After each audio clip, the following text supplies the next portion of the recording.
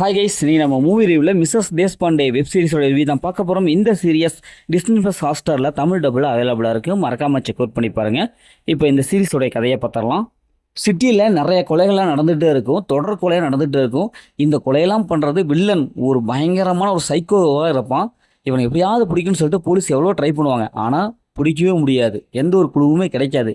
அதுக்கப்புறம் தான் நம்ம ஹீரோயினோட ஹெல்ப் கேட்பாங்க. ஹீரோயினி ஜெயிலில் இருப்பாங்க, இவங்களும் நிறையா கொலைகளை பண்ணுவாங்க. ஸோ நம்ம ஹீரோனுடைய மைண்டை யூஸ் பண்ணி எப்படி அந்த கொலைகாரனை பிடிக்கிறாங்க, இறுதியில் என்ன ஆச்சு அப்படிங்கிறதான் இந்த சீரீஸோடைய கதை.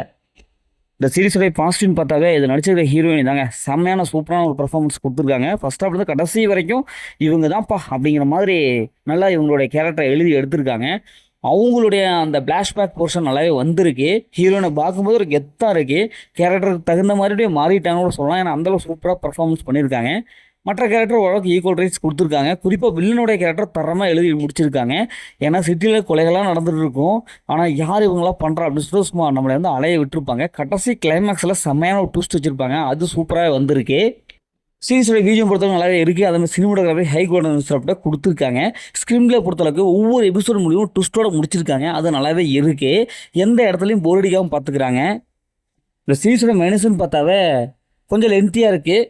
கதைகள் வந்து ஏகப்பட்ட படங்களில் பார்த்து அதே கதை தான் எடுத்து வச்சுருக்காங்க. இன்னும் கொஞ்சம் ஷார்ட் அண்ட் ஸ்வீட்டில் முடிச்சிருக்கலாம். ஃபஸ்ட்டு 3 எபிசோடு கொஞ்சம் போர் அடிக்கணுமா இருக்குது. அதை கொஞ்சம் ட்விஸ்ட் அண்ட் கூட முடிச்சிட்டாங்க, இன்னும் நல்லாவே வந்திருக்கும். மற்றபடி இந்த சீரிஸில் பெரிய மைனஸ்லாம் எதுவுமே இல்லை. தமிழ் டப்பிங் நல்லாவே நீட்டாக வந்திருக்கு. இந்த சீரிஸில் அந்த மாதிரி சீன்ஸ்லாம் இருக்குது. அதனால் ஃபேமிலியை தவிர்த்து தனியாக பாருங்கள். மொத்தத்தில் எப்படி இருக்குது, சூப்பராக சொன்னாங்கன்னா இந்த சீரியஸ் ஒரு ஒன் டைம் வச்சபோது தான் நாங்களும் சொல்கிறேன்.